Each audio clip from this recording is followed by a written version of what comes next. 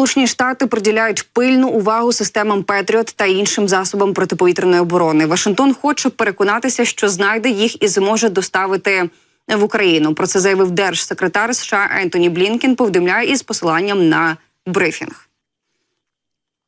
Що стосується батарей Петріот, то ми приділяємо пильну увагу Петріот та іншим засобам ППО і переконуємося, що зможемо знайти їх і доставити в Україну. Блінкен зазначив, що Харків є одним із невідкладних пріоритетів. Він додав, цитую, «Є й інші.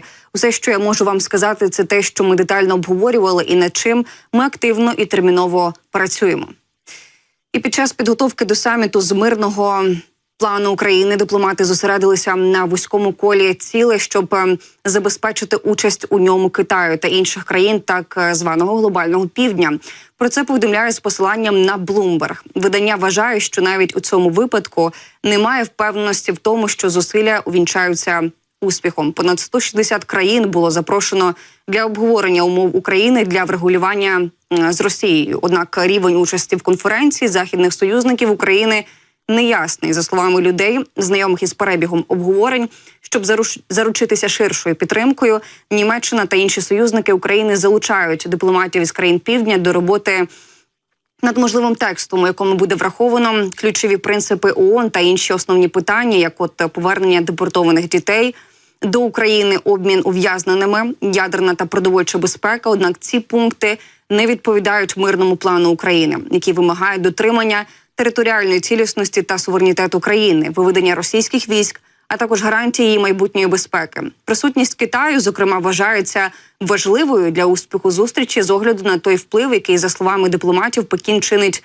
на Москву вже понад 2 роки після початку повномасштабної війни. Зокрема, країни G7 та Євросоюзу активізують зусилля, щоб забезпечити участь країн від Бразилії до Південної Африки та Індонезії, зокрема Італію, попросили переконати прем'єр-міністра Індії Нарендру Моді підтримати ініціативу, заявили джерела. А Японія веде переговори із Бразилією. Проте одна з ключових цілей саміту – обговорити, як Росія може бути залучена в реальний мирний процес, сказав один із співрозмовників. Якщо говорити про глобальний саміт миру, я ж нагадаю, що 15-16 червня 2024 року у Швейцарії відбудеться глобальний саміт миру. Ця подія, ініційована Україною та Швейцарією, має на меті пошук шляхів розв'язання міжнародних конфліктів та встановлення сталого миру на планеті. Очікується, що в саміті візьмуть участь лідери з понад 150 країн, а також представники міжнародних організацій та громадянського суспільства. Важливо зазначити, що Росія не отримала запрошення на цей саміт.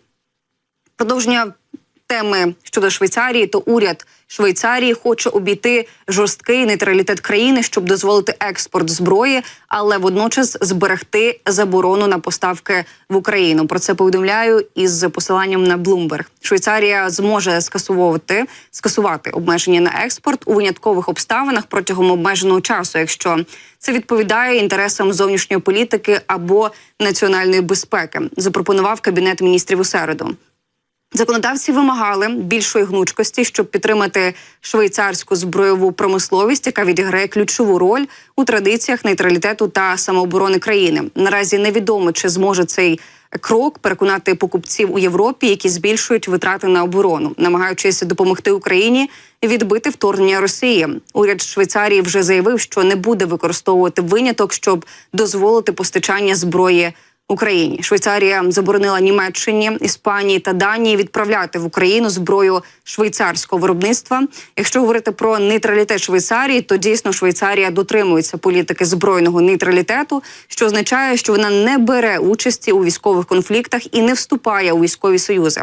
Однак Швейцарія дозволяє виробництво та експорт зброї, але з обмеженнями. При цьому на початку повномасштабного вторгнення Росії Швейцарія відмовилася надати Україні зброю через свій нейтралітет. У травні минулого року Швейцарія зробила крок до постачання Україні озброєння, проте поправки до закону про військове спорядження заблокували у нижній палаті парламенту.